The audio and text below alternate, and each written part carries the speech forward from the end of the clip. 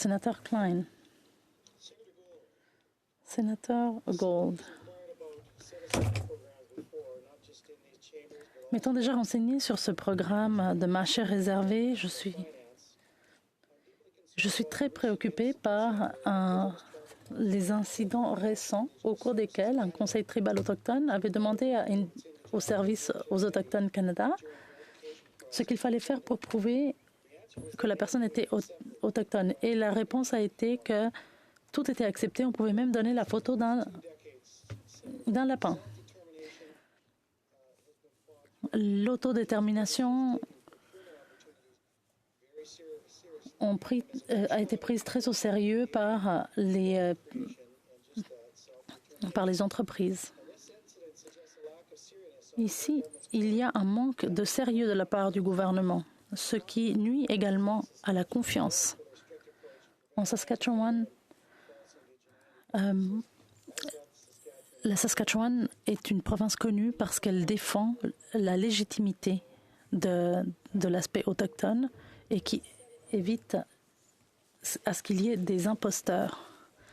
Merci, sénateur Klein. Sénateur Gold.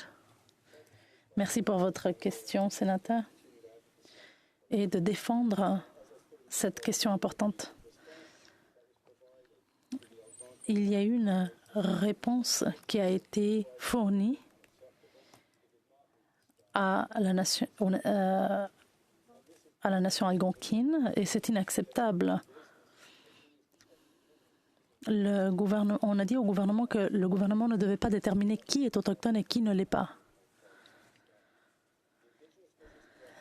Le registre des entreprises autochtones devrait être tenu à jour par des autochtones et pour les autochtones avec des partenaires Métis et Premières Nations.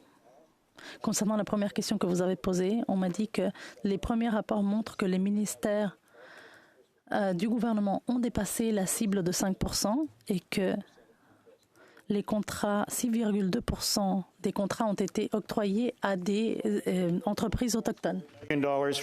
Sénateur Klein, pouvez-vous nous dire combien de contrats ont été décernés et nous donner une ventilation par province et territoire et combien de contrats ont été octroyés à des entreprises autochtones? Sénateur Gold, je n'ai pas la réponse, mais je vous reviendrai avec une réponse plus tard.